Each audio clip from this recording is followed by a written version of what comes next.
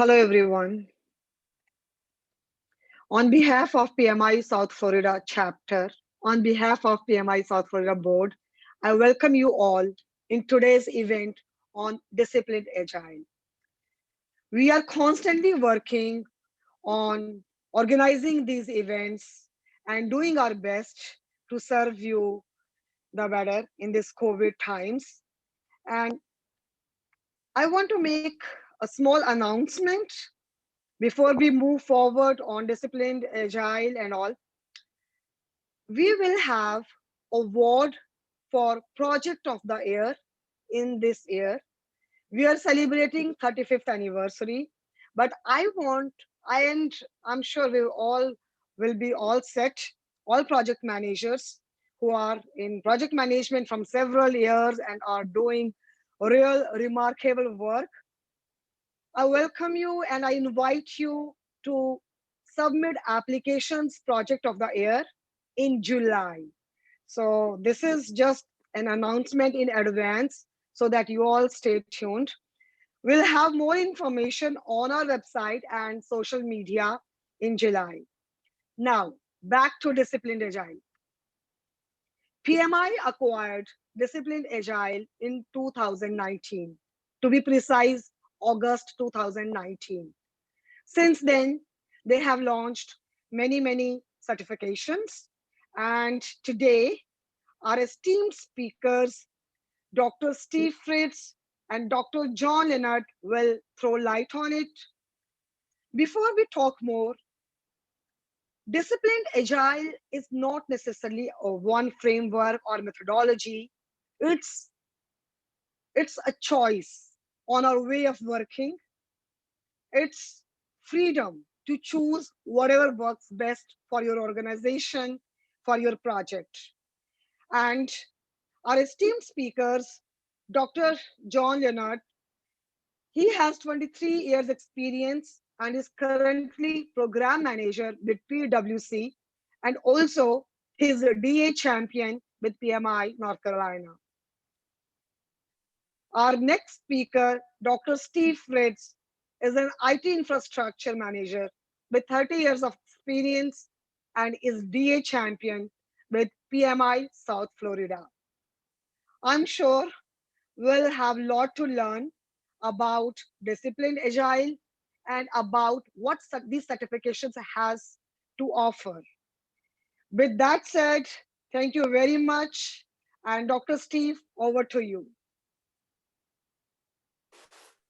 Actually, we'll let John kick it off here. John's got more experience in the DA area, and actually, as we were talking earlier, had told me he heard a initial Discipline Agile presentation in North Carolina by Mark Lyons and Scott Ambler back in their IBM days, well over 10 years ago. So I'm going to let him lead off as the first speaker, and then I'll follow up with some detailed information and certifications. Over to you, John.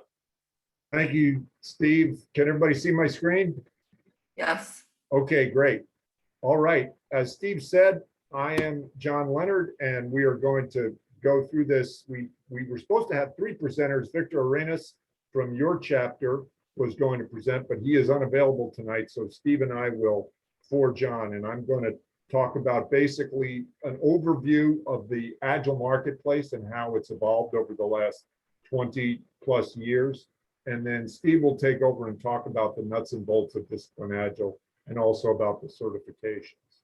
And as Shivani said, what's interesting, you'll see from this photo that Steve and I are dating ourselves because this is an old Saturday Night Live skit. Maybe some of you remember it when Billy Crystal was on Saturday Night Live, called Fernando's Hideaway, where he would have people in Fernando's Hideaway, Fernando Lamas, the old movie star, and he would talk to them. And in this case, he was always looking at Barbara Bach, Ringo Starr's wife, beautiful Bond girl, and saying, "You look marvelous." So that's where that phrase comes from.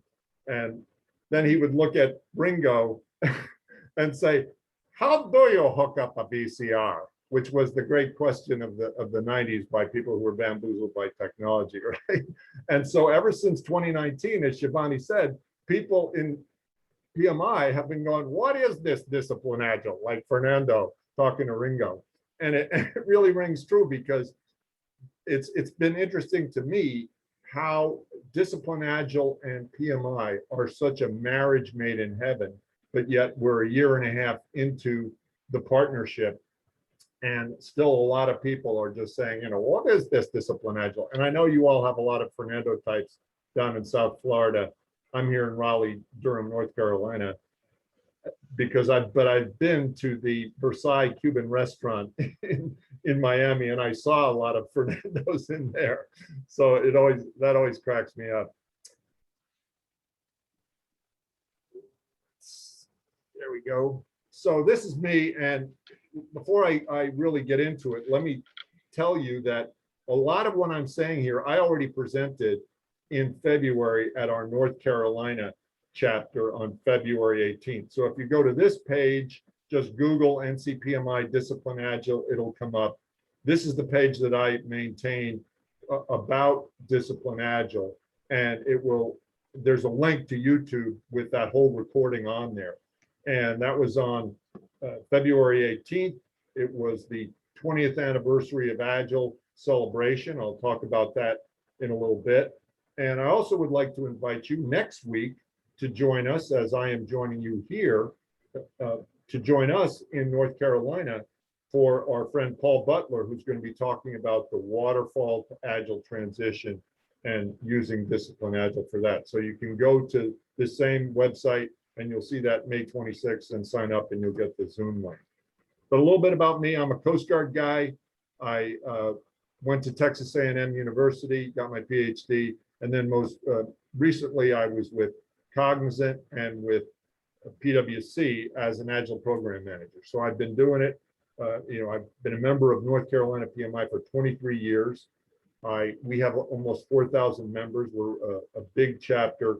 And for the last 10 years, I've been not just a PMP, but collecting all these other Agile certifications. And it turns out that Steve was with PwC way back when, and we found out we were on a project together. And I was amazed at his memory, like 20 years ago, that he remembered me from being on a project together 20 years ago. So kudos to Steve. PMI, there's a lot of material on PMI.org. So I encourage you, all of this material that we're covering here is on PMI.org/discipline agile. And one of the things that's on there that's really good is case studies from Discipline Agile success stories. And the picture here is Karen Lewis, who's a vice president of IT at Franklin Templeton at their tech hub in Tampa. And there's a brief video of her talking about how Franklin Templeton went to Discipline Agile as they were trying to become more nimble in their delivery of investment products and services to clients. And there's also videos on there about with leading Discipline Agile evangelists who transformed at Papa John's, at Panera Bread, at there's not one at Barclays Bank, but Barclays is a Discipline Agile success story, and you'll hear it Barclays mentioned. And then also at Insurance Company of British Columbia, there's a video on that. But Karen talks about how basically Discipline Agile is not a method. It is a toolkit of all the Agile methods. And so why it's such a great marriage with PMI is it's agnostic, it's hybrid, and it is pragmatic, not purist. So the idea is that you use what works for you and get rid of what doesn't work. And that's where your PMO comes in. They help execute through the organization. So let's back up real quick and just talk about how we got here, right? We're used to the traditional PMI way. We're moving away from the 5 phases, right? Initiating, planning, executing, controlling, closing, because that was like a relay race. And it goes back to after the Civil War and then into the 20th century when we have a Gantt chart because a guy named Henry Gantt, who was following the scientific management work of Frederick Taylor, who was looking at like meat packing houses, assembly lines in the 1890s. Henry Gantt wrote a book called Organizing Industrial Work, and he created this thing called the Gantt chart. And so we always thought of industrial work as phases that move through an assembly line. It's also called predictive, recently called waterfall, because you have that step down idea. That PMI actually doesn't like the term waterfall. They like to call it traditional, but the idea was that it was like a relay race. And after World War II, you started to see Toyota in Japan come back from the devastation of World War II. And over the 50s, 60s, 70s, they started to become a dominant car company in the world. And they were helped by a fellow named W. Edwards Deming, who's a US PhD in statistics, who took a lot of statistical process techniques like plan, do, check, act. And he is credited with being the father of total quality management and the whole idea of shifting left, right? I didn't understand this, 20 years ago myself. Quality assurance versus quality control. Quality control is throwing out the defects. Quality assurance is preventing the defects from happening in the first place. So Deming was going around helping a lot of Japanese companies like Toyota. Toyota Production System is credited with being the genesis of Agile, because Taiichi Ono, who was the lead industrial engineer, developed these techniques of lean manufacturing, Kanban, literally the Japanese word for signboard, right? So if you're doing Post-it notes, you're doing Kanban, and it's Kanban. I'm a Coast Guard guy. I learned Japanese to talk to Japanese fishermen in the Pacific. It's not Kanban, it's Kanban. And so we move from advanced manufacturing into digital technology. And the big thing from traditional to Agile is the idea that you flip the iron triangle, right? Instead of setting a scope and then adjusting your time and budget to meet that scope, in Agile, you try to deliver value early. You set a time, a sprint, or an iteration, an increment, and your budget according to that, like the size of your team. And then you try to deliver the highest value scope you can with smart people in that period of time. And so that's been the change as we've moved from the 80s to the 90s to the early 2000s. Well, here in early 2000, you see the Agile Manifesto published. So there were 17 guys who went to Snowbird, Utah, and this is now the 20th anniversary, February 11th through 13th, 2001. And the Agile 20 Reflect Festival was held. And if you Google it, there's a lot of videos on Agile that are great. And PMI with our people, Scott Ambler and Mark Lines, were sponsors of that. And their idea was to celebrate the 20th anniversary, the idea that these fellows went to Snowbird and they were all running around, 17 of them. There were many more who could have been invited. There were 17 who showed up at the ski resort in Snowbird, Utah. And they were promoting their own ways of doing software development. So they wanted to come up with a common definition for what they all agreed on. And what you're seeing right now is, this is, if you go to agilemanifesto.org, you can see this. Martin Fowler is the guy with the beard. They're all gathering around the whiteboard to come up with the 4 values: individuals and interactions over processes and tools, working software over comprehensive documentation, customer collaboration over contract negotiation, responding to change over following a plan. So we value the items on the left over the items on the right. And it's become a huge thing, right? It's a global thing now. And I like Dave Thomas. Dave Thomas was one of the signers. And they all go around, the signers do, as gurus of Agile. But he said one of our drawbacks was we had no diversity. We were all MAWGs, M-A-W-G, middle-aged white guys. But the Agile 20 Reflect Festival was looking at the idea that in the past we did Agile software. Now we try to scale Agile throughout the organization. And in the future, hopefully we have Agile for all. And PMI, that's what Discipline Agile is. PMI moving in that direction. And also on the website, you can go to the 12 principles of Agile software development. And I'm proud that I was, until they shut it off in 2016, I was one of the additional signatories. There's thousands of people who have signed it since they published it in 2001. So Agile then is a family. There are all these approaches that fall under this Agile umbrella. with Deming's and Schuhart's plan, do, check, adapt, quality idea. So back then they were calling them lightweight or flexible system development lifecycle frameworks. So you can see from 1986 to 2000, you had the ones on the left that were essentially developing. Kanban, the others. Scrum became the most popular. Scrum, for those of you who are not sports guys like me, I was actually in that Scrum as a rugby forward. The idea is that there was a paper that came out that said maybe project development is less like a relay race and more like a rugby game where you run down the field passing the ball back and forth to each other. And so the term Scrum was adopted to an Agile method, and it became the most popular. And for those of you who are not sports people like me, soccer football evolved into rugby football at the rugby school in England, which evolved into American football. So the Scrum halfback, the guy you can see there next to the referee in orange, this fellow, the Scrum halfback, putting the ball into play. In American football, we opened up the Scrum into 2 lines of scrimmage, and the Scrum halfback became the quarterback. So the term Scrum Master in Scrum is like the quarterback of the team, like the lead player on the field who starts the play. And so as you move here from the early 2000s till now, you see these other scaling methods develop, like Discipline Agile Delivery, like Spotify, Scrum at Scale, and Scaled Agile Framework. And everyone has their advocate, their primary advocate. So you can see under this umbrella then, Scrum started in 1995. Ken Schwaber and Jeff Sutherland showed up at Snowbird advocating for Scrum.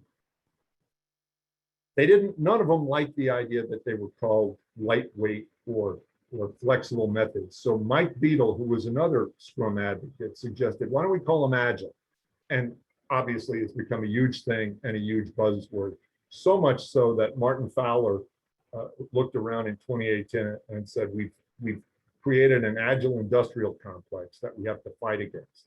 And that spawned the idea. So they first called themselves the Agile Alliance, which is now, they gave that to an umbrella organization. Then the Scrum Alliance, which has the Certified Scrum Master certification. And that's probably the best known.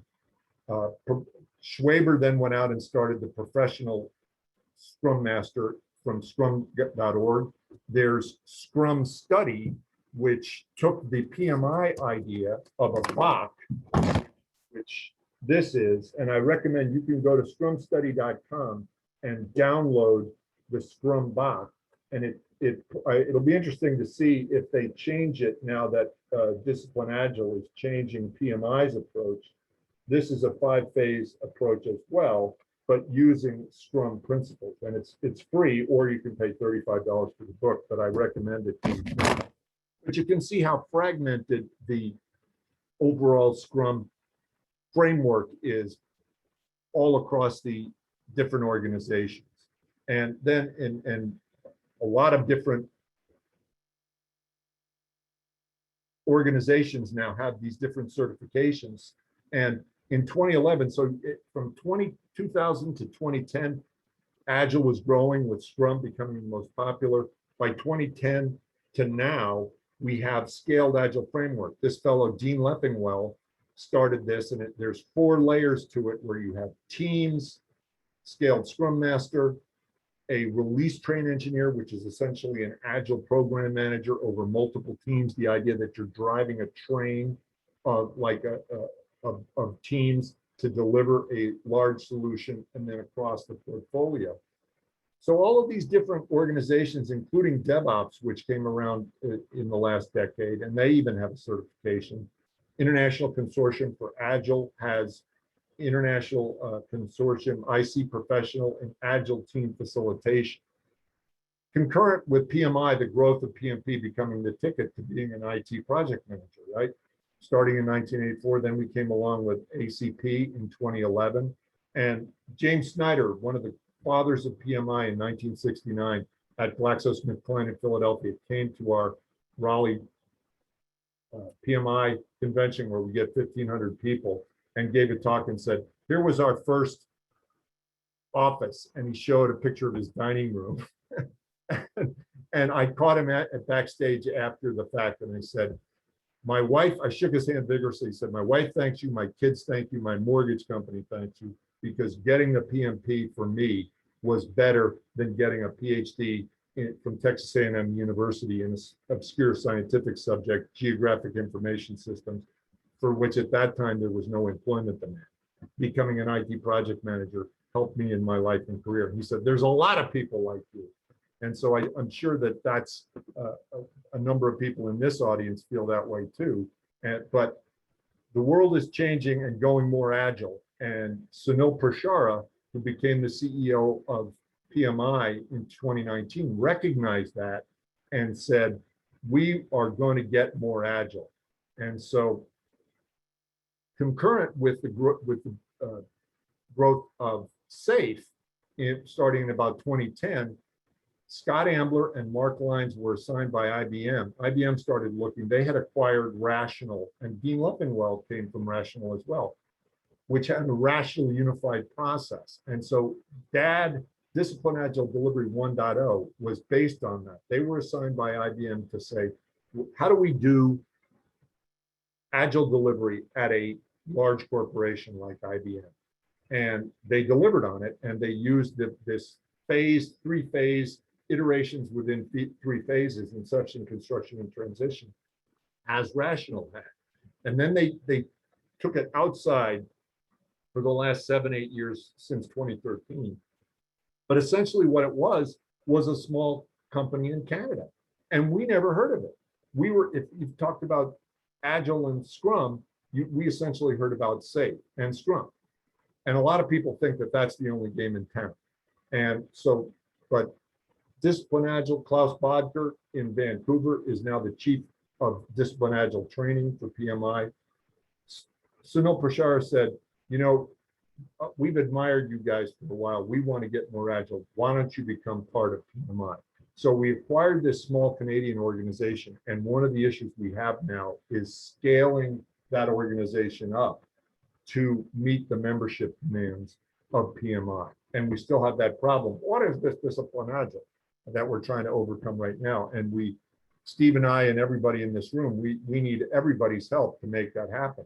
The other thing that happened in the fall of 2019 was Sunil went to Al Shalloway, whose book called Lean Agile Software Development was on the PMI ACP reading list since 2011, and said to Al Shalloway, Al, how'd you like to become part of PMI along with Scott and Mark? Because we think we all work well together, and we together can make PMI much more agile. And Al's big contribution is flow for flex, flow for discipline, for execution transformation, for agile, and he's focused on value streams, understanding how you get from customer idea to customer product as quickly as possible, and identifying the value streams through an organization.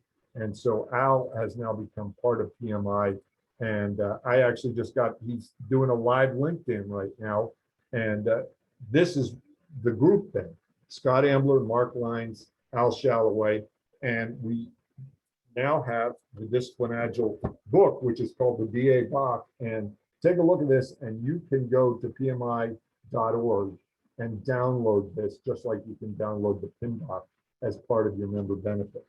400 pages, and it's excellent, and it gives you everything you need to know. But you can see here, it is pragmatic, not purist. It is that agnostic toolkit of all those agile practices under the umbrella.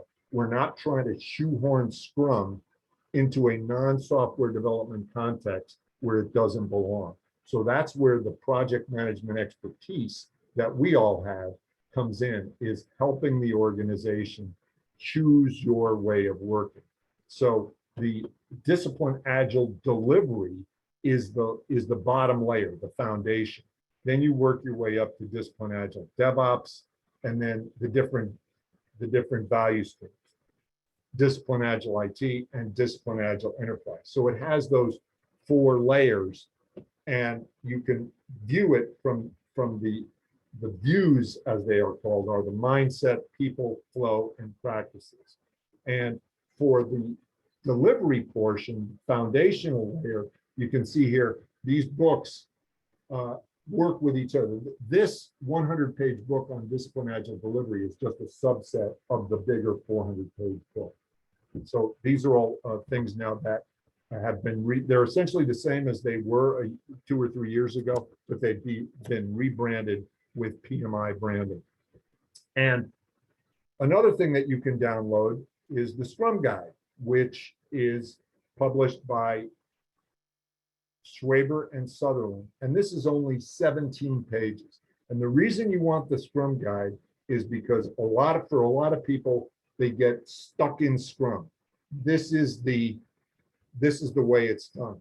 And what Discipline Agile says is Scrum is fine, but Scrum doesn't have all the answers. And we have a guide here that leads you through other contexts. Scrum may be great for software development. You can see here, I think it's become the most popular because you have a product owner, a Scrum Master, and a Scrum team.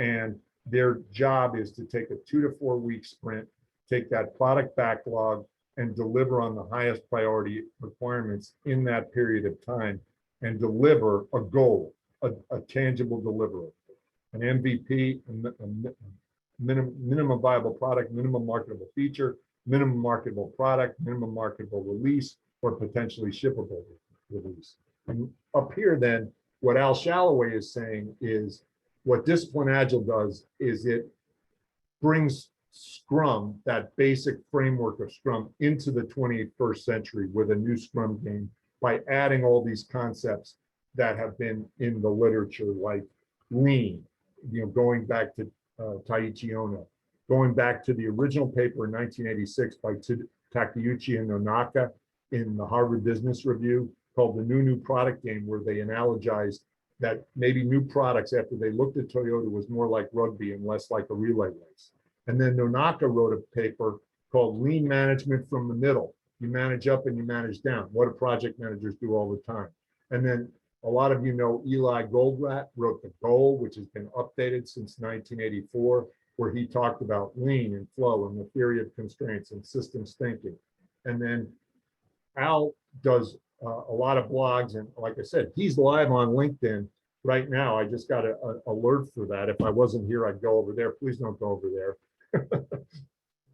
But he's putting a lot of things on projectmanagement.com in posts, and also join the LinkedIn Discipline Agile group, which is why I got that alert, because they can't update the book fast enough with some of these new ideas that are coming as Al guides people who are maybe having trouble because they're too focused on Scrum, through how you use Flex to make things work better. So I'm getting ready to turn it over to Steve now, but very quickly, one of my messages here is that the Agile marketplace is not like the PMI marketplace, where PMI is dominant with the PMP. There are 42 organizations by latest count that have 270 certifications. My friend Bob Galen, who lives over about a mile away from me over here, I see him walking his dog, is an Agile program consultant. And he partnered with this fellow, Anthony Mercino, who has a lot of good information on his Vitality Chicago blog. And he counted these up. And Anthony Mercino is a Discipline Agile ATP. And he talks about there is such a thing as Agile project management, even though there is no Agile project manager. But you can see here, IC Agile has 28 certifications. Scaled Agile Framework has 13.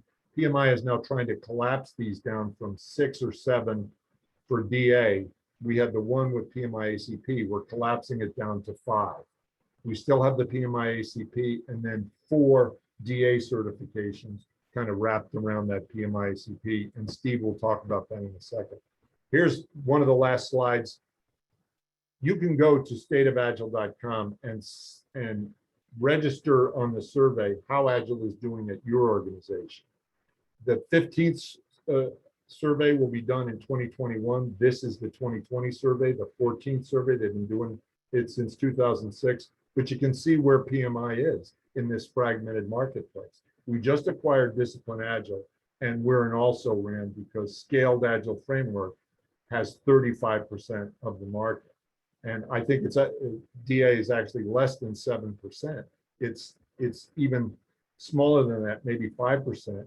Spotify, you'll hear people talking, that's not even supported. You'll hear people talking about chapters and guilds, etc. And then down here, I was with Cognizant, Daikibo, literally the Japanese word for large scale. And we're promoting this to clients, and similar to Spotify, who abandoned it, but people are still using it at a 5% rate. Daikibo was abandoned by Cognizant because people were asking for SAFe. And so Cognizant was forced to say, okay, we'll do SAFe. So one of my messages here is everybody needs to become a Discipline Agile champion because it is better and more flexible than Scaled Agile Framework. And as I close here, I'll tell you why. So for years, right, I think there was a feeling for the last 20 years in the emerging Scrum community that the Scrum Alliance felt like, okay, PMI are the bureaucracy enforcers for projects, right? They come up and the PMP dumps a big dump truck full of bureaucracy on top of the project, and so it can't move fast for that reason. And we know, right, that traditional project management is fine for things that don't change much, roads and bridges, aircraft carriers. But for products where the marketplace is very dynamic, like digital technology, that's why Agile is growing in popularity. So the Scrum Alliance probably thought of themselves as you know, the PMI was like the Death Star, and they were like the Resistance in Star Wars, firing blasters and tractor beams at the Death Star. Well, I would suggest here that now in this Agile marketplace, that Scaled Agile is the Death Star, and PMI and Discipline Agile are the Resistance. And I like to think of Scaled Agile as it's great, but it's a Cadillac. You've probably seen these commercials with Regina King. She's a movie star. She's driving around in a Cadillac Escalade. Great car. I love a Cadillac Escalade, but I don't have one because I don't need it. I don't want to pay that. And that's what a lot of companies find out when they adopt SAFe, that it's too heavy, it's too cumbersome. It's basically like a big process of Agile. Well, before Dave Thomas, rest his soul, the founder of Wendy's, passed away 15 or so years ago, he used to do his own commercials, right? And there was one of them where he went to a big fancy restaurant, just like having a Cadillac or going to eat at a fancy steakhouse every night. Dave Thomas went to the fancy restaurant, and they put a beautifully presented plate in front of him, and he looks at it, and he looks up and he goes, we had a tiny portion. He looks up and he goes, I should have gone to Wendy's. And that's what we here, and that's what I'm asking you all to do, is go out into your spheres of influence in your organization and say, well, Scaled Agile is great, but it's really expensive, and PMI and Discipline Agile are a better value and work in more different contexts. So I'll wrap up here and then turn it over to Steve. With respect to David Letterman, top 10 reasons for adopting Discipline Agile. Go to projectmanagement.com, sign up for the Discipline Agile group. DA focuses on solutions, not just software. We also focus on the enterprise, right? If you're truly going to Agile enterprise, you've got Agile, DevSec operations, right? Security in with your development and operations as you release things. Business agility. You can choose your way of working. It is way cheaper than Scaled Agile Framework. So that's a big thing right there. It is an agnostic hybrid toolkit that improves Agile transformation. Make sure you go ahead and download this book and join Steve and I as DA champions in whatever sphere you're in. So at this point, I will yield the floor that my time has expired, and I will yield the floor to the distinguished gentleman from Florida, Dr. Steve Fritz. Okay, thanks, John. Excellent presentation. And give me a second to bring up my screen here. Make sure I get the right piece here. Just the Agile slides. Bring it up. Let me see if I get to presentation mode. Tell me that you have it in presentation mode. Yes. Yes, sir. Okay, good. Right. Well, I'm the Discipline Agile champion for the South Florida chapter. I went through the training program in Las Vegas with Scott and Al Shalloway, and a little bit from Mark Lyons and a few of the other folks in a 4-day training back in late 2019. And it's been, for me, quite an eye-opening experience. I was in software and coding a little bit in my background. I'm mainly an infrastructure guy. If you need a data center built, moved, torn down, refurbished, I'm good there. When it comes to writing code, I think there are people that forget more every minute about writing code than I ever did. And Scott Ambler and Al Shalloway are two of those people. They're brilliant, and their ideas coming forward into Discipline Agile, bringing Discipline Agile into PMI is an excellent fit. It really gives a launch pad beyond just the ACP certification for PMI. I'm a good waterfall guy, and now I'm really every day learning more about Discipline Agile.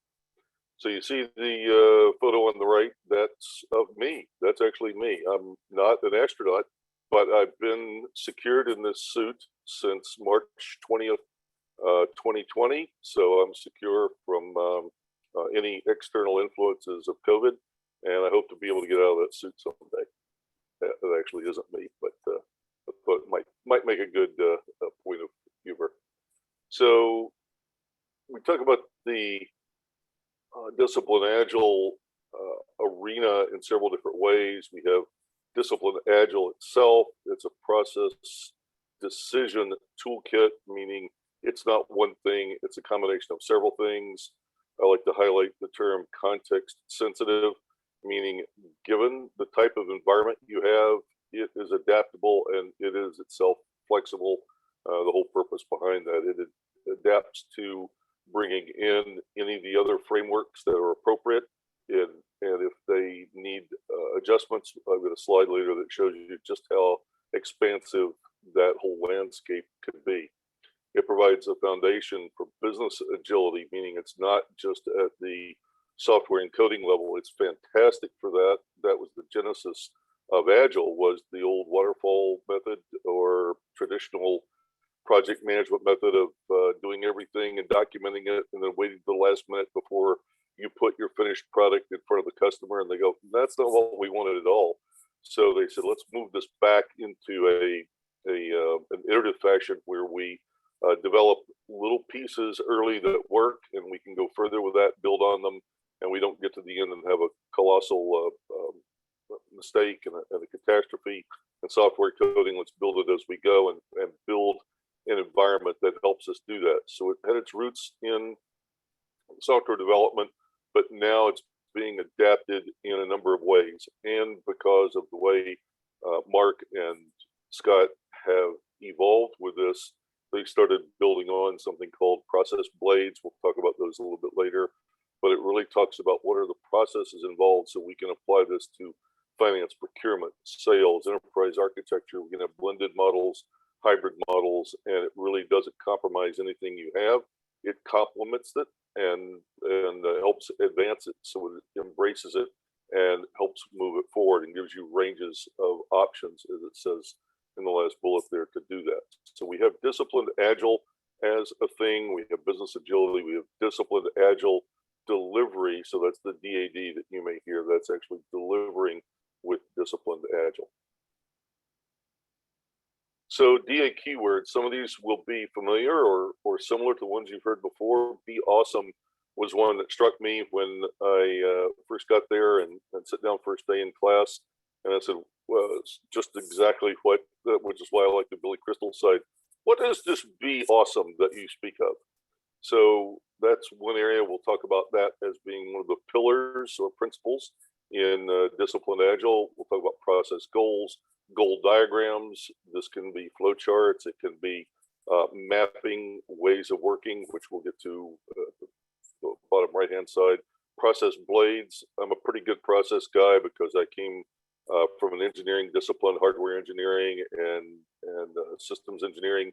So processes are very comfortable for me, but when I heard the term process blades, I'm not so sure. So we'll talk about what that is under Discipline Agile.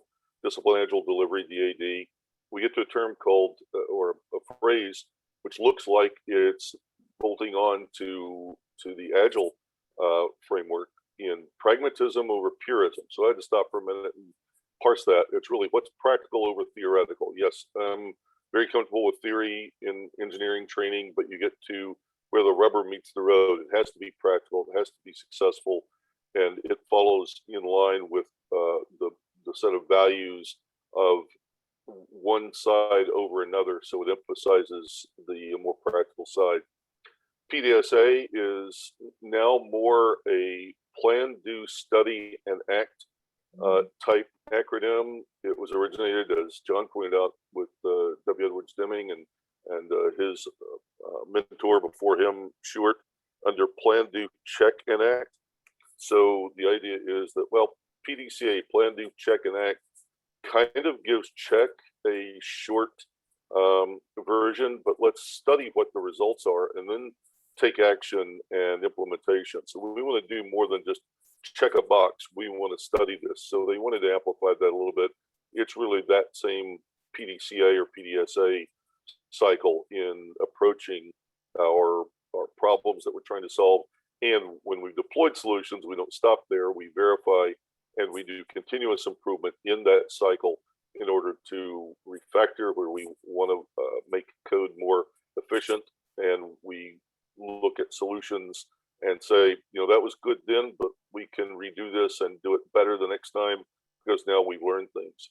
The value stream comes out, that's kind of in an Al Shalloway camp, with what is the value that we're bringing. It's one thing to design code. We often, and I've been guilty of this as a technical person, you're often given projects and assignments by senior management. It works its way down. Thou shalt go move this data center. Okay, what are we doing when we're doing it? We've done data center moves for a long time. That's pretty well canned. We want to implement X. We want to upgrade Oracle. We want to move PeopleSoft over to SAP. Whatever our goals are, we're so comfortable with the technical area that we've done a number of times.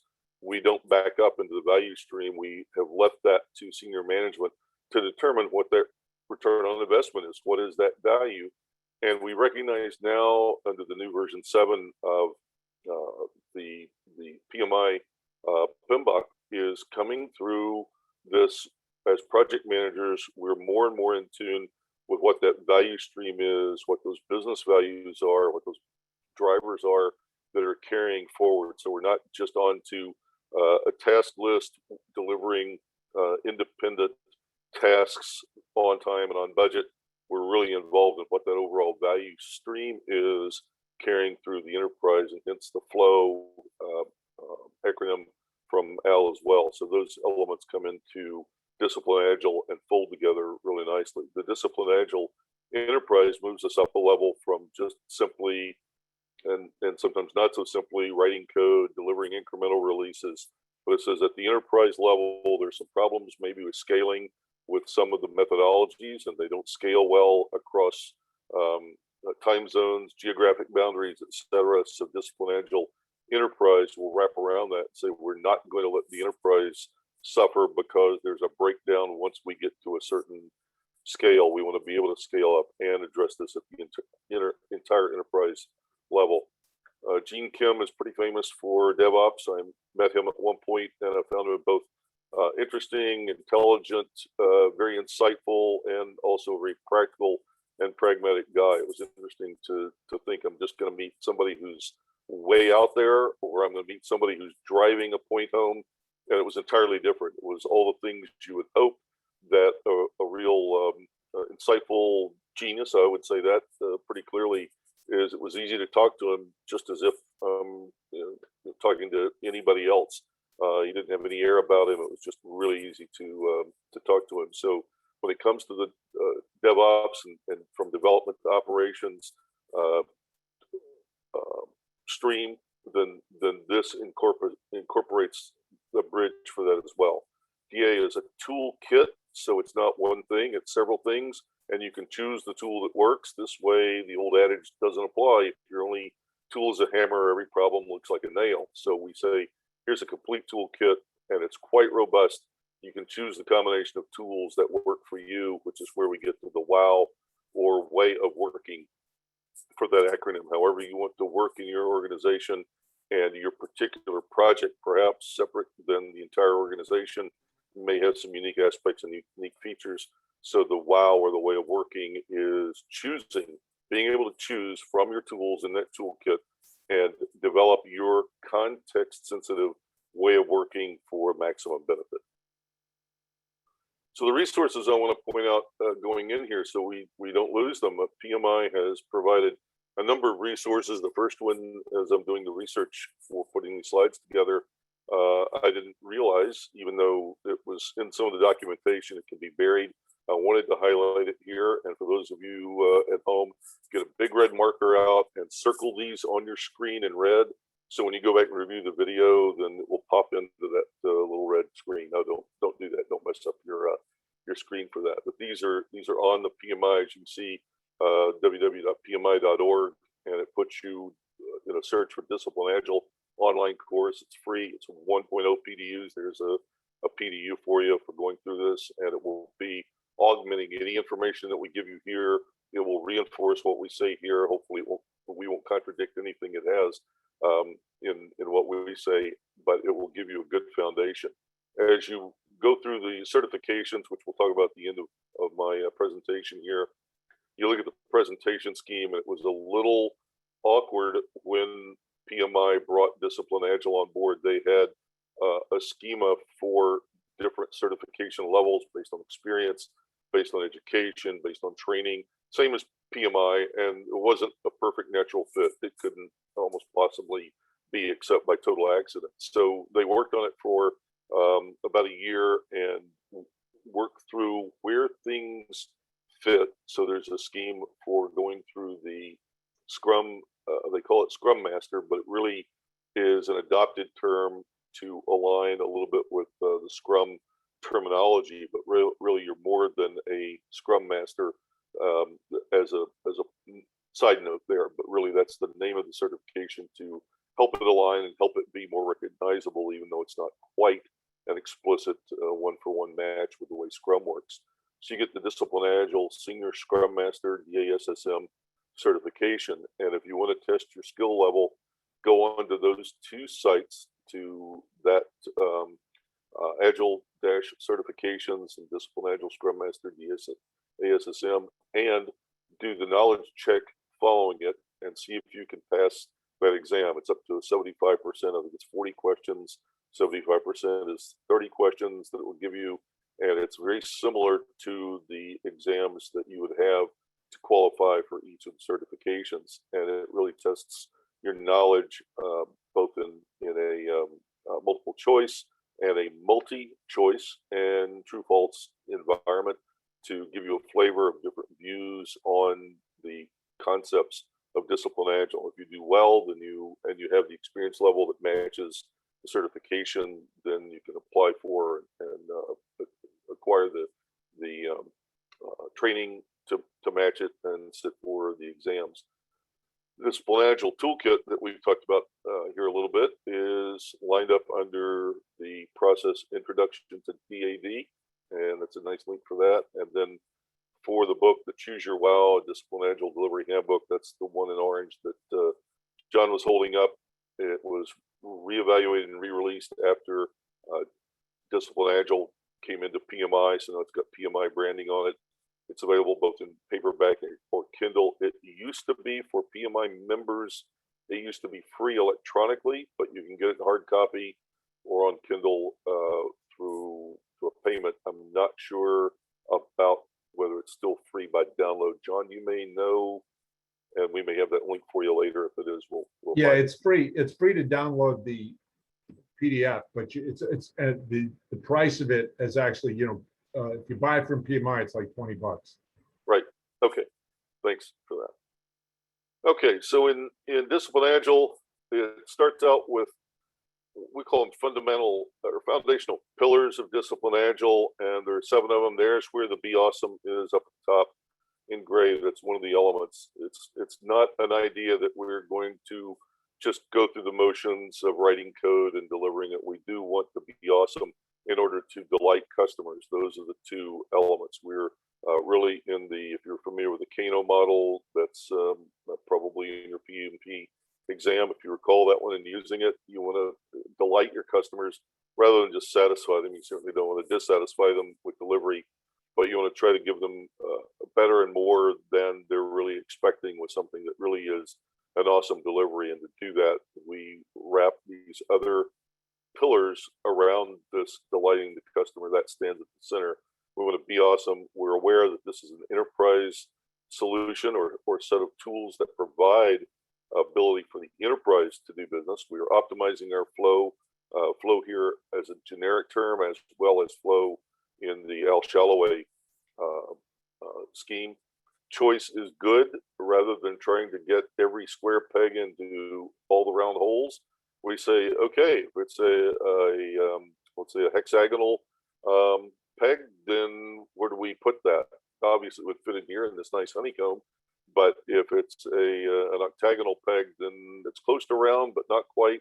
So we want to get that, make that choice available so it's applicable. As I was working on my car last week, I was lamenting how many different tools I had to use to get one simple part off. And part of it is choice is good. You want to have the right size screw and nut and bolt for the right level of vibration and part type and system. So we don't want just a couple of things in this toolkit. We want a robust array of capabilities, and you'll see just how robust in a couple of minutes. And then the context, we can't overlook the fact that yes, context counts. We get, again, as a technologist, sometimes you get so comfortable with this is our job, we're going to deliver it, we know what to do, off we go. Back up a step and say, what's the bigger picture? What is the benefit to the enterprise? I want to understand that benefit and be working toward that, so I'm aware that might make a difference in my choices along the way of how I choose some of my tools, techniques, and approaches. And above all, I want to be pragmatic about this, or practical. The theoretical is nice, but we want to be practical over the theoretical, because honestly, as my old physics professor said, theory in isolation from its application is worthless. And that's pretty much how he delivered it, and almost said that in every lecture, because he wanted to be sure we understood the theory and understood where the theory doesn't always, if you stay constant on that, it's nice to be a theoretical physicist, but you have to have someone putting this in action. Otherwise, it just doesn't count for a whole lot other than, you know, nice reading at conferences, as he said. And Steve, So Steve, if I could just interject. Yes, please, John. This book, The Executive Guide to Discipline Agile, this is Sure. another book I was saying, the 400-page Choose Your Wow. This is 200 pages of a subset of that that's really designed for to give to your executives to talk about the high level things that they need to put in place to have a discipline agile enterprise and discipline agile value streams within the organization. Whereas the blue book, the 100 pages, is the foundational level of discipline agile delivery at the team level. So they all work together, and you can get them for 15 or 20 bucks on the PMI website. Right, thanks. And I did want to point out, thanks for bringing that up, because I forgot to point out, this is giving you the page reference. This is a page 22 of a slide presentation. This is saying on page 22 in this executive guide is where you find the explanation of all these in more detail, much more succinct and well worded than hopefully what I've given you here. So look for the page numbers with these. We'll reference the material that's on the screen. So as John mentioned earlier, we have team structures here, and this speaks to a different view than we've had before. So Discipline Agile is described in 4 views. So we have the overlapping Venn diagram here between people, the flow, both in the generic sense and I'll say the formal Al Shalloway sense, and then the practices, and then supporting elements around these. And the whole picture is with regarding to mindset. So you come in with a mindset and then work through these elements to ensure that your picture of the enterprise is well established. You have the right mindset, using the right principles and guidelines. You understand goal diagrams, decision points, option tables, descriptions, your life cycles and your flows, your responsibilities and teams on your people side. So we've got a complete picture here. So it's not just a single, again, not a single tool, but a set of tools in each of these areas that we can use to help approach and solve problems or bring new delivery solutions to the front. So in the Disciplined Agile Manifesto, you'll see the first four look very similar to Agile Manifesto. And here we've changed a couple of words just as tweaking again to emphasize a little different view on things. You've got, instead of working software over comprehensive documentation, that's actually folded into consumable solutions. So we're, in a way, moving from just the focused writing code as in working software to saying, we've got consumable solutions. We've got working code that provides solutions to the stakeholders in the enterprise. So we've changed some of the words here in Discipline Agile in order to reflect hopefully a broader view and move it from a little bit of a narrow focus into the stakeholder collaboration as opposed to just customer collaboration. Again, consumable solutions, you're looking at the whole set of stakeholders rather than just say a product owner or individual user or an end customer. You've got a large scale stakeholder environment that should be considered. You don't have to solve every problem for every stakeholder with every iteration, but you are aware that there are stakeholders that are beyond. In some ways, it's your customer's customer and the other spheres of influence that are stakeholders in that collaboration over, and not excluding, but over the contract negotiation, because the closer we stay to the stakeholders and delivering the benefits to those stakeholders, the better our solutions will be. And we respond to feedback. Doesn't necessarily mean open to change as a narrow view. It's bigger picture. Give us more feedback. We're going to respond to that feedback. We don't necessarily have to change our code, but we may adapt in the next iteration. And that is a benefit over following the plan. What we've added here as the additional value, the 50 values, transparency over, and I've added in parentheses or false predictability. And there is a sense that you've done it a bunch of times. You've got a predictable solution. And one of the things that I teach in project management classes are the unknown unknowns that are going to bite you. Yes, we've got our standard plan. Hopefully we're on the 80-20 rule, about 80% or 90%, if we get to 90-10, is predictable in the traditional approach or the waterfall, because we've done it a lot. But there's always a variable that we either aren't expecting that will be bigger than we expected, more troublesome, or something we just didn't see coming. And I've delivered in my career, it's sort of embarrassing, but I'll say honestly, 2 projects that were on time and on budget, and both of them were a little early and a little ahead of budget. And one of the first ones, or of those, the first one, I had the vice president of the delivery customer base call me in and say, "I see you completed this, or you're reporting that's completed on time and on budget." And I had done all my homework and I had double checked, and I was proud of the fact, yes, it was. And he said, "What's wrong with this picture?" And now I was a young kid. I'm pretty proud of the work I've done and that the team has done, and I'm able to report it, and I'm willing to give everybody credit for what they've done. And right away, I'm nervous. What is it that's going wrong? Something's gone wrong here. I've never seen a project go right. I've never seen one on time and on budget. So something must be wrong here. And I said, well, I've double checked my numbers. I've double checked the time. I've gone through the customer satisfaction. We're in the burn-in period now. And if there is something, we should find it we have a 30-day burn-in period plan. Then we should find it there. And he said, well, hats off to you. It'll be the first one I've ever seen.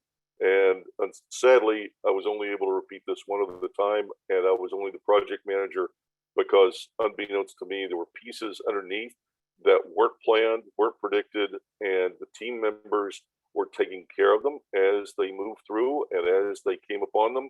locations were wrong on the map. They had the wrong addresses because the company office had moved, and the person had happened to know because they'd been there the week before. They moved across town, so they didn't waste a whole day going to the wrong place. Another instance on that was there was memory. It was a Y2K project, and the memory for a Cisco router to upgrade the expand the memory had not arrived, and the person that was getting it was checking in advance, knew the memory wasn't there, and went out and purchased it separately so he would have it.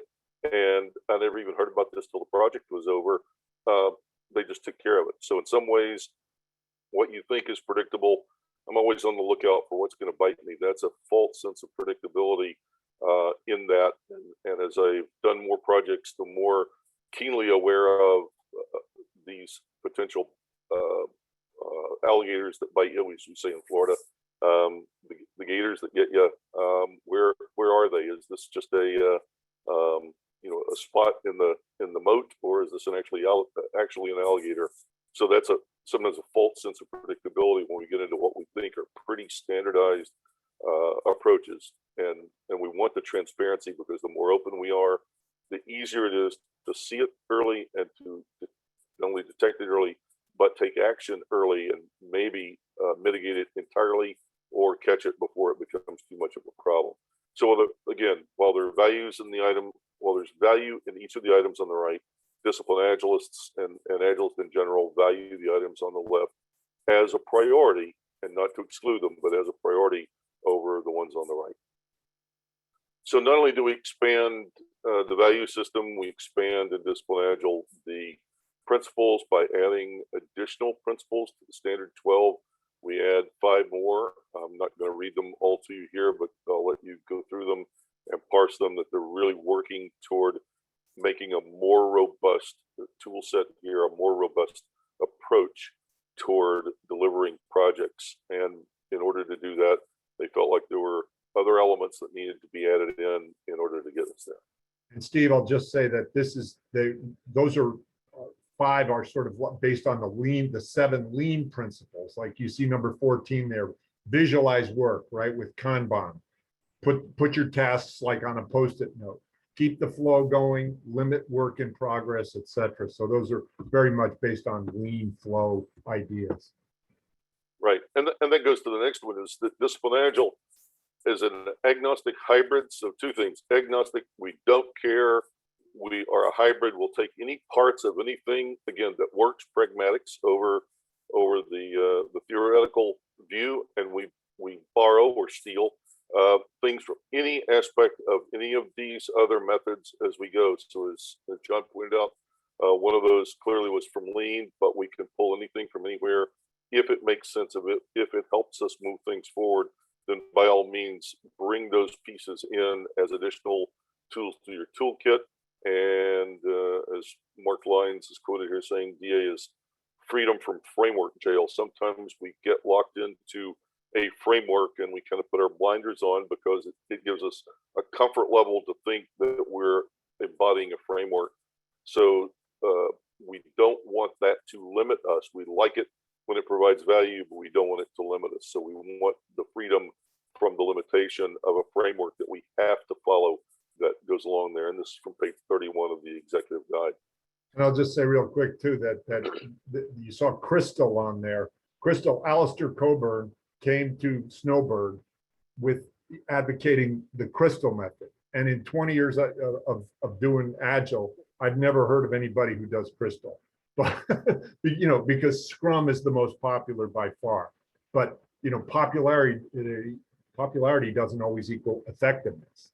So, hey, if you got somebody who says, hey, Crystal works in your organization, check it out. Right. And we're not eliminating anything. We're bringing it in. We're saying it's still there. It's on the shelf. It's ready if we need it. There's some tools in my toolbox I haven't used for 25 years, and I needed them last week with this funky part, this angled wrench to get into a tight space. And well, there you go. Thanks, Dad, for buying that at some time that I never knew, and I kept it when he passed away, and it turned out I needed it rather than to go shopping for once. It was there and ready and on the shelf or in the toolbox when I needed it. So in this next slide, it starts to get kind of busy here, but we want to demonstrate the lineup here and how these things pull together in 7 general principles, the honeycomb set here. We call them pillars to differentiate them a little bit from principles, but semantics aside, we're really working through these elements, all working around and together to deliver customer delight in our products. We have promises that we set up. This is on page 24 that talk about the mindset, people flow, and practices, that we want a psychologically safe environment, the diverse environment. The same person I used to say, I'm going to try to, as a hiring manager, hire somebody that I understand, but that's different than me. I had one applicant come forward in an open position one time and say, I'd like to apply for this job, but I'm not the right person, I'm afraid, because I can do part of this and the other part I don't know. And I said, that's okay. What you don't know, we already know. We need what you bring to the table that we don't know. So I'm going to hire you immediately. First of all, because you're able to recognize that and articulate it and make it concrete. Yeah, that diversity is beneficial to bringing in different viewpoints, different perspectives, experiences, and really helps the entire team if we can embrace that and we've got that mindset that yes, this is good to have this. We're trying to improve.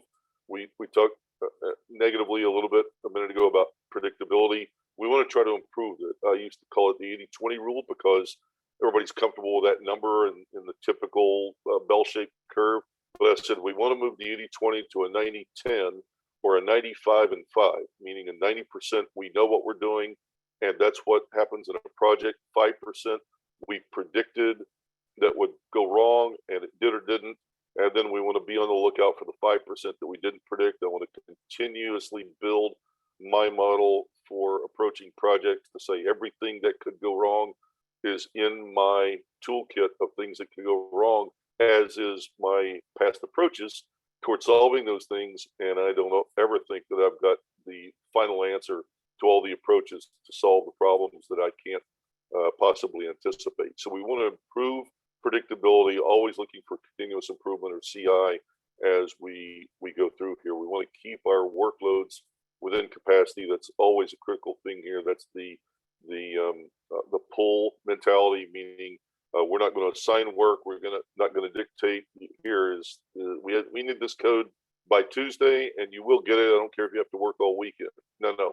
We want you to take the code, or we want you to take this assignment, and we want you to tell us as project leaders, team leaders, project managers, stakeholders, we want you to tell us what is feasible and what is reasonable. In some cases, one resource may be able to do it in 8 hours, another one maybe in 10 hours. That's okay. That's the context that might be delivered. We want to keep that within the capacity, because if I push those capacities beyond their natural limits, then now I start to have breakdowns, and that's not beneficial, because then I have to manage the breakdown in addition to doing work. So the less time I have managing any breakdowns or any gaps or any stress points, the easier the flow is and the faster people will work naturally under a safe environment to do that. So those deadlines tend to, as the triangle gets turned on its head in some ways in that area. And again, continuous improvement at every stage in each iteration.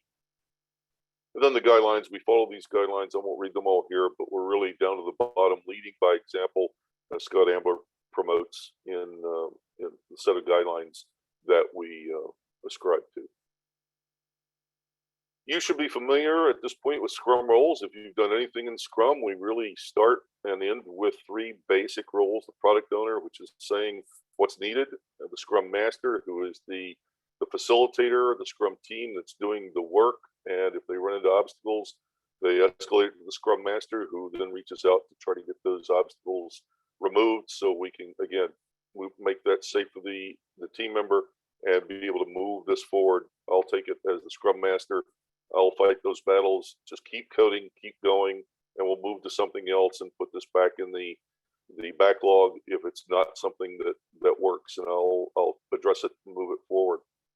In Discipline Agile, however, there are 10 defined roles, 5 primary roles, and as they say, regardless of the situation faced by the team, these 5 primary roles in Discipline Agile really do occur on all delivery teams, the stakeholder, which is who are we serving beyond just that product owner. So now we're looking back at who we're actually doing this for. The product owner is a spokesmodel, a spokesperson for that stakeholder, set of stakeholders. We have our team members, our team lead, or Scrum Master equivalent as the leader. It could be a self-organized team to where one member and one set of work through the iterations. Maybe one person becomes the lead, and because they're a specialist in that area, and then it shifts later on because it's a different coding methodology or a different solution. Somebody else shifts back from becoming a team lead to a team member, and someone else moves forward because they may have more skill or expertise, experience in that given area. And then we have an architecture owner, which is the three things that are added here. Are the stakeholder, want to make sure we're reaching back to know where we're delivering that value ultimately. And then the architecture owner is looking at the big picture at all times, and is built in to help look through the entire enterprise and ensure that the solutions coming through are in line with and aligned with the organization's architecture. The 5 supporting roles then are typically needed when delivery teams face one or more tactical scaling solutions. You may need an independent tester because the team doesn't have the resources or isn't really independent enough to test, so we get an independent tester. We may have a domain expert, a technical expert. Let's say we're working in a sales project, then our technical folks in our teams may not understand sales too well. So we want a domain expert to help them understand that environment and translate some of the needs from stakeholders and product owners so that we understand better what we're doing as coders and try to use these technical resources here when scaling factors may be limiting just the 5 primary roles. So we extend 5 supporting roles. This is what it looks like. And the stakeholder is more or less on the outside. And these 4 team roles are the core of delivery. And then the supporting roles can come into play, one, some, or all, or none, depending again on the type and scope of the project.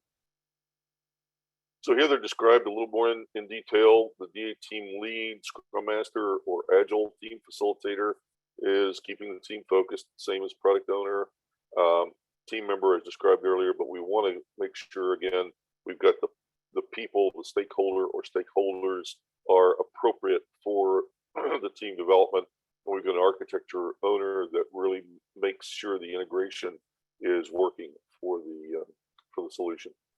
And I'll just say really quickly that, Steve, that the PMI did not want to call Scrum Master a Scrum Master because it's agnostic and we're not leaning towards Scrum, but that's where the marketplace has gone. So you see, thousands of jobs on LinkedIn for Scrum Masters and very few for Agile team facilitators. So they went with the market to say, we want our PMI people to be able to get jobs. So that's why you are called a DA Scrum Master, but you're really a DA team lead, and it is much broader than the Scrum Master role that is taught in other certification bodies. Right, it's a good point. It is a team lead. It is broader. It functions in a lot of those ways and additional ways as well to facilitate keeping the team focused and removing impediments. One of my best friends, we became almost instant colleagues in an iteration of a job over 20 years ago, and I went to him and I didn't quite know who he was. I'd heard his name a lot, but I didn't know what his title was. He was going to provide some test equipment for me to put into my lab, and I just knew his name, and I said, what's your job here? And without missing a beat and with no inflection, it was impossible to tell. It was a little bit tongue in cheek. He said, my job is to keep people like you away from my programmers. And it wasn't hostile. It was just interesting the way he characterized it. And I said, wow, I've never heard anything put that way before. He said, yeah, I want my coders coding. I don't want anything in their way. I don't want anybody bothering them. And I want people like you who come in, not that you're bad, but you come in, you want equipment, you need a cable, you need some software. You come to me and I facilitate that because I know how my team is running and I'm not going to interrupt their code. Because when you interrupt them, they have to stop, they have to go chase down what you want. They have to come back. I probably know your answer, so come to me first. That's why I don't worry about my title. I'm here just to keep everybody away from the coders. He was actually practicing um, Agile and Discipline Agile years before it ever hit the books. This was in the 90s. And I was impressed enough with that. When I moved up into management, I hired him immediately because that was a skill set and a knowledge level of understanding coding. And I also asked him in that conversation, who is your best coder? Typically, the lead will say themselves. And he said, it's Noel. And I said, why? He said, well, Noel is a self-eating watermelon. Okay, another term I'd never heard. I said, and that translates into my language. How he says, well, Noel writes self-documenting code. Well, we're all supposed to write code. So what are you telling me that's different? He said, well, he wrote his own code to have a third column. You get the regular source code, then you get a description for the programmers of what the code is doing in the comments section. Noel will write a novel as a third column. He will write what he's doing. He's speaking to an individual. He's like he's talking to his another colleague that's non-technical, not a programmer. So when he finishes, he hits a button. He produces the source code becomes object code. The comments become a programmer's manual, and the narrative becomes the user manual. And he never has to go back and touch it again. And nobody ever has to ask Noel a question again because they go right to the book and it's described exactly what he's doing. I've never seen anybody do that before or since. I thought that was pretty magical. Nice to have that level. That would be your team lead and architecture owner at a minimum. But that was a pretty fantastic, at least for me as a hardware guy at the time, never quite heard that way. I have heard similar things in later years. The people who are facilitators and our team leads really do elevate to that level. And another kind of a side story was I was working on a project. I was the hardware engineer on a factory automation system in Detroit, and the team of programmers were all sitting at the terminals, and they were basically doing pairwise programming. So there'd be two people, one writing code, one checking as it goes. And there was this other person, Rod, who was always had his hands in his pockets. He was always walking around. Never saw him type on a keyboard. So I went to my colleague George and I said, George, what does Ron do? And George proceeded to tell me just how valuable Ron was. And I said, well, if he's that valuable as a programmer, why isn't he writing code? He said, because anytime we have a problem, we just call Ron over. He can look at code and tell us what's wrong, tell us how to fix it, and we go back to coding. And now he's free to help the next person. Ron can do more with 5 people in a day than 10 people could do in 2 days. And I said, it's hard to believe. I know as a young programmer, you want to believe that. So I started observing carefully, and then I would make myself just happen to be available when Ron was consulting with one of the programming pairs, and it was phenomenal how much he was doing. And I said, it's hard to say that's a bad scheme. And he said, yeah, he would like to code, but his role was actually more beneficial in being a architecture and consultant in that team than he would be if he's writing code. And I had to believe him because that was a fantastic performing team. The proof was in the pudding there. So the next few slides I'm going to jump through for 2 reasons. There's a lot of detail and it will be a blur, but I'll point out a few things on each slide. We're running a little bit long, but I want to cover these things because they're in the slide deck. You can find them online. So the next few will look like kind of a traffic blur here. This is how the Agile teams are unique and variable, and how DA offers tactical scaling factors. So you start in the center, you go up a team size, you can go up to 250 here, you can go through a global geographic distribution. They added as many of the elements around this hub as they could and say, what is the increment as we get larger and more complex, more solution complexity, more domain complexity, our team size gets larger, where would all these be? None of these, you might see this as, we call it the spider diagram, the spider net, or the radar diagram, where some of these will be connected. And as you start building this, okay, here are 2, 4, 6, 7 primary elements that we want to evaluate in our Agile team. Context counts. We want to understand that context. If we've got team size of 250 and we've got the same, we're all in the same building, We have coalition partners. Each of these dimensions will add a different view. And by covering this space, we get a good picture of what we need for a team and how much that context varies from one solution to the next. We say that DA teams should choose an appropriate life cycle, and Discipline Agile supports 6 different SDLC life cycles, but that's not the whole story. Pages 15 to 23 on the intro to DA delivery will tell you about these. The standard Agile or a little diagram, continuous Agile delivery, exploratory, where we're looking at things on the very front end of scoping and systems analysis, feasibility analysis. We're looking at a program. We may be looking at a continuous lean delivery, which would be different than a continuous Agile delivery. And then we have the classic lean on this side. The DA teams choosing one of these lifestyles to fit their particular solution approach and move forward. Now we get to, again, part of the blur is where the value streams here on the left side, third item down, the process blades. Where do all these come in? This is more than a 30-minute presentation. It's more than 3 minutes on a slide for this, but it looks at every piece. They try to cover all the pieces through the enterprise, the team, delivery, discipline, DevOps, delivery to operations, and the Discipline Agile delivery framework as well.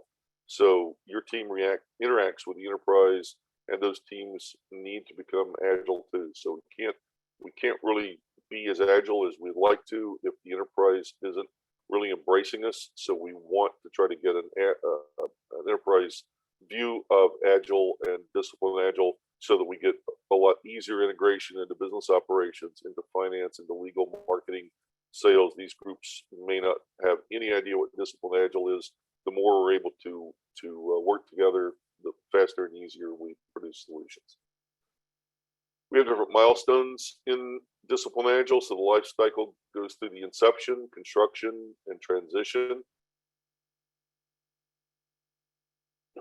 We come back to the process goals, forming the team, alignment, exploring the scope, going down the list here, exploring the way of working, and then go through proving architecture, delivering, coordinating activities. So we try to touch on all the pieces that are required to move through the Discipline Agile delivery cycle. Now we get into this may be tough on a screen to work from, but the process goal diagram give us decision points and elements underneath it and explanations. Going through pages 135 to 148 will give you the details again of looking through all the elements. So ideally, we've covered all the elements that will be potential of scope exploration, and we get to some where we work as they will have up arrows that show you a more comprehensive view. Some won't have because they're all valid, all virtually equal. Others will have a hierarchy or a precedence that really is a higher level of that particular decision point. So that's again another one that's more than a couple of minutes in a slide explanation, just to expose you. So when you get there, you'll know that's what you're looking for. And I think the key thing here, Steve, is in this, that a big chunk of this 400-page book is you as a project manager moving into Discipline Agile. We're looking at your process goal and what you're trying to improve, and it's giving you all these options and decision points for what you're trying to improve. And then it tells you, hey, this is a good technique. Why don't you try this? Well, it's not all in the book. Then you're going to have to Google that technique and get a little bit more information on it. And a lot of that stuff is what Al Shalloway and the other leaders post on projectmanagement.com. Right. Yeah. This is, as a friend of mine said, this is not a one slide tells the whole story. This only begins to tell you that there is a very comprehensive story behind building this to get to process goals. Coming back then to value streams and how the enterprise encompasses a lot of those, so a different picture on really talking about the value streams as it comes to the enterprise and delivering using process goals with process blades to get there, again, beyond the scope of our presentation tonight. And then for one, it really breaks down into a discipline DevOps. The process blade becomes data management and gives you from data management decision points that you're working from and options to look through to provide those solutions. So of those last few slides, did it look more like this? Was I right? That one, you might pick out one thing in there that looked familiar, the rest of it is a blur, and that is the substance of Discipline Agile long term. That's why it's a 4-day class, depending on the element you're looking into. So that's what the last few slides would probably look like in your brain about now. And the waterfall life cycle that's traditional for us, defining, designing, testing, delivering, and accepting, that's still in play. That doesn't go away. But the basic Agile life cycle, this is courtesy of Scott Ambler for this particular drawing. So you start off with iteration -1. You're gathering your potential projects. Inception, iteration 0 to get through initial requirements, what is actually viable and should be delivered, and then going through our construction and iteration cycles for construction, getting into transition, make sure it goes into production, and eventually has a retirement. That's just the Agile life cycle. If we put all the life cycles together, someone said, wait a minute, I know there's Discipline Agile and there's regular Agile and there's Scrum and Kanban and XP and Lean and Crystal. What do those all look if I try to put them together? The vast number of modifications and adaptations to Agile has given you what will look like a pretty comprehensive, but you need either a Jumbotron to work them out or a really, really high precision dot matrix printer to look like this. And we call it the subway map, courtesy of Christopher Webb at Deloitte. The Agile Landscape v3.0 says we're putting everything together, and not everything then is in alignment. Some solutions may apply to certain areas. If you've seen certainly the New York subway system, perhaps London Underground, perhaps Paris as well, looks like subway stops. There are some overlaps in these. There are some parallels, and they're quite distinctive journeys based on what you're doing. So each of these major blocks here in the dark rectangular blocks of color really represent where that fits in an overall landscape, coupled with everything else. Here you get some overlaps in this area, and between Agile and Scrum, you'll see some, but it can be quite dramatic. I really like this in terms of just how expansive it is. And it's not just a half a dozen or a dozen primary Agile approaches or frameworks or mindsets, but it's really a robust area, and it will probably be more than Scott had said in the training class I took. When they started digging into it, they realized we thought there were probably double the amount that were in the primary set, but we found out there could be not only dozens, there are probably hundreds, and this is just the top level of those. So this is what the entire landscape would look like if you map them out, and it's nice to have some of these to be able to follow through to see if any of these really fit the circumstance that you're approaching. What is the context that you're trying to solve or create a new solution or a new delivery for, and find which of these, if you can see them all together, although it's complex, but you see them all on a nice placemat at the dinner table, gives you a chance to work on it while you're having dinner. So the summary here is that, again, it's a rich, comprehensive, well-organized toolkit. We try to put everything in, including the kitchen sink that we have and could need. It's agnostic. We don't care. You adapt whatever you need to the solution that you need to deliver, and you always go back to making good decisions to deliver better outcomes along the way. So understanding what your options are, knowing you have options, knowing there are lots of tools, and that none of them are restrictive, they're supportive, will get you to the destination. So from that, we go into certifications. There are only a couple more slides. I know we're a little bit long, but there's a lot of material there. In the certifications, this is fairly straightforward at this point. And the Discipline Agile certifications now are covering 4 different certs in addition to the standard PMI or the classic PMI ACP. There used to be many more, and they said to make them work with the structure for PMI. We're boiling it down to 4 right now. You can get just a knowledge-based, no experience required DASM. If you've got 2+ years of experience and go through the training class, you move up to the senior Scrum Master level ESSM. And moving above that to where you're able to actually coach environment specific or be a generalist to assist teams. Then there's a coaching level, which is the next level up. And then the last level is really understanding the entire enterprise value stream, and you become an Discipline Agile value stream consultant. This is where they look as the certification journey. This is on the PMI.org Discipline Agile link, and it will tell you that DSM is the starting point.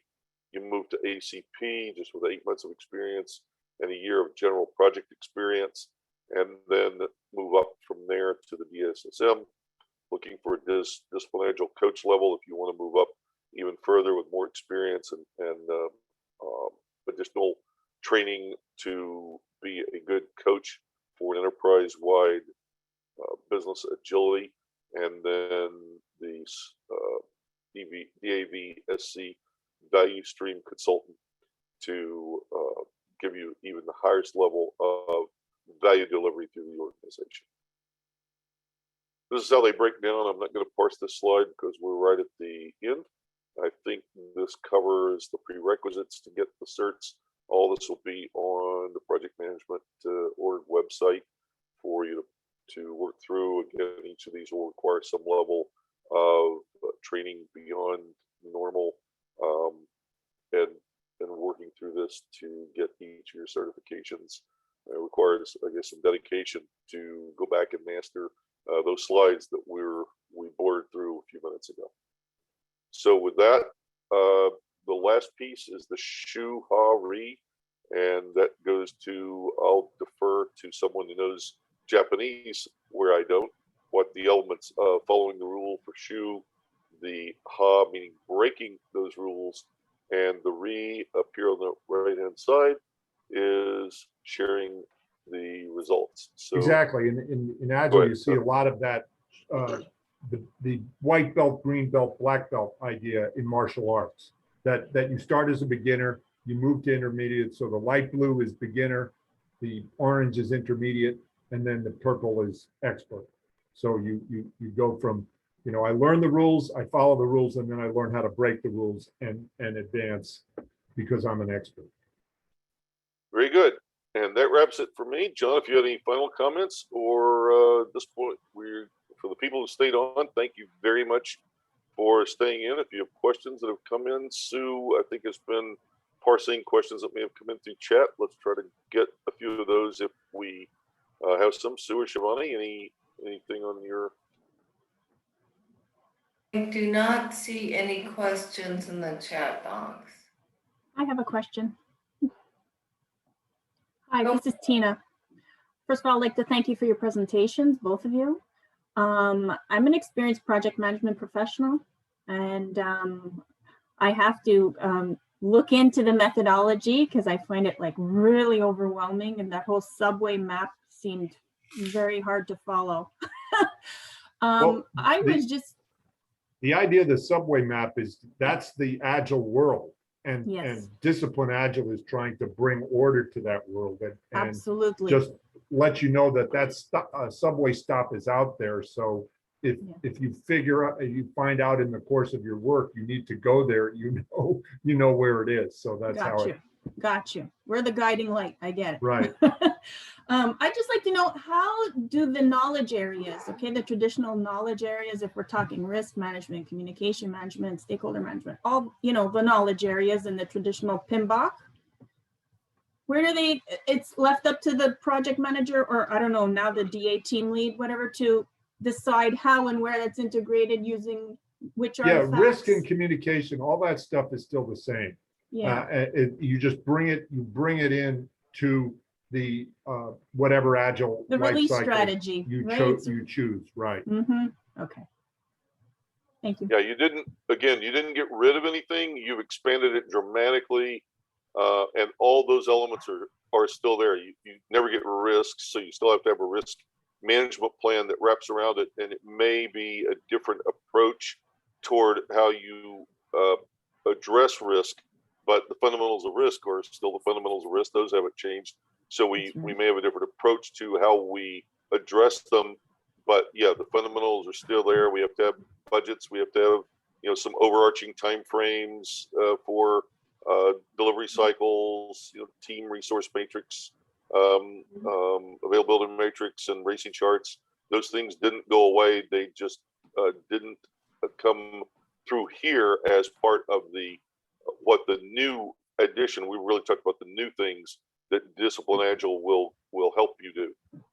Understand. And the whole idea of value streams is if something, you don't need a process step if it's not adding any value, right? Yeah. So just get rid of it. Why are you doing that? And I think in the old PMP, you were doing it because you were doing it because you would get audited or whatever.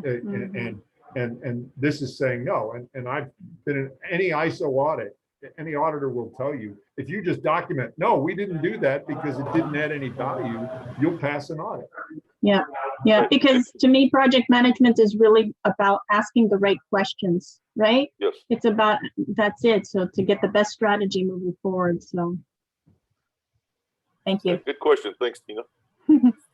Another question from Kenny. He's asking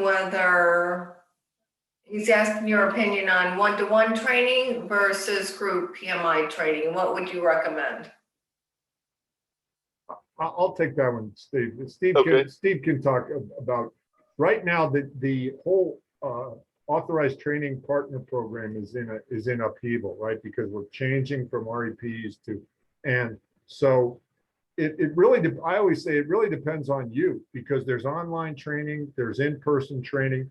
The traditional Agile Scrum model by other organizations has been based on, their business model is different than PMI.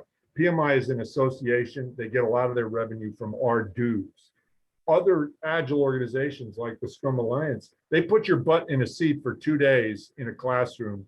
And then at the end of 16 hours, you take like a 50-question test and you're a certified Scrum Master.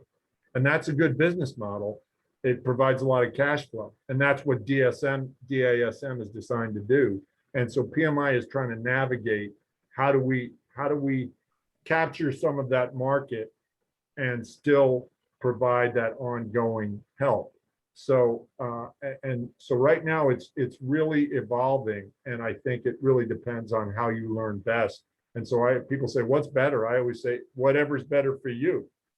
Just remember that just because you got this certification, things are always evolving and moving, and you can't stay still. You've got to take that certification, put it on your resume, and then watch what's coming next and move along.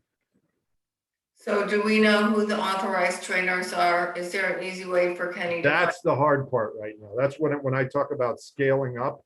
Yeah. PMI is taking a small Canadian organization that was maybe training a few hundred people a year and suddenly exposing them to hundreds of thousands of global PMI people who are all going, hey, where do I get this Discipline Agile training? What is this Discipline Agile? And that's the issue that we're facing right now. I'm curious to know which Canadian organization this is, John. I'm from Canada. Maybe it's from Montreal. No, it was Discipline Agile Consortium. Scott Ambler's in Toronto. Okay. Mark Lyons is in Calgary, and Klaus Bodker's in Vancouver. You had mentioned that. And Scott Ambler and Associates was basically the foundational organization for the Discipline Agile Consortium, and they're based in Toronto. Okay, thanks. But now they're part of PMI, and they just live. Gotcha. So they go to Philadelphia a lot. Do we have DA trainers listed on our website? Yeah, you can still get the training. You can still find the right training. I know that they're certifying the discipline agile training uh, providers the same as they're revamping for the PMP training providers. I don't have all those details, but yes, you can go to the website and find an adequate source for that. And if there's any question, you can go to Discipline Agile through PMI and say, is this partner training provider the source that will enable me to get to sit the exam for certification? And they'll get back to you on verifying that. Okay, terrific. One of the things that's going on is you had legacy DA training partners that sort of are a little bit of the favorite children. You know, they're sort of the kids that sit in the front row in class. And I mentioned that Al Shalloway was doing a live LinkedIn. He was doing that with Joshua Barnes and Process Mentors. Joshua Barnes is in Jacksonville, and he does a lot. He's sort of the #1 kid in the class right now amongst the legacy DA trainers, and he does a lot of online stuff. But they're all out there. But in order to deliver the amount of DA training that really I think the demand is going to come from PMI, we really need to have more ATPs who are certified in DA. Okay, I think that's it. Okay, I guess I should stop sharing and go back to you, Sue or Shivani, to wrap up. I have one slide that I'd like to share with just upcoming events. So in June, we have some virtual events and we have some in-person events. We have 2 networking events in Boca and Fort Lauderdale. And we have 2 virtual PM tool sessions and a healthcare panel online.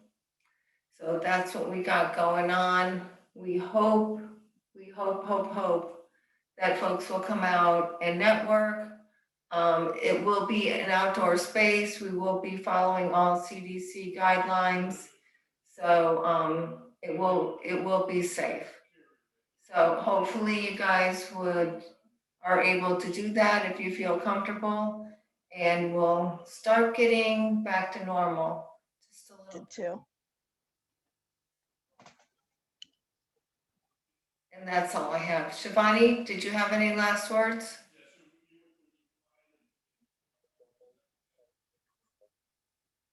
All right.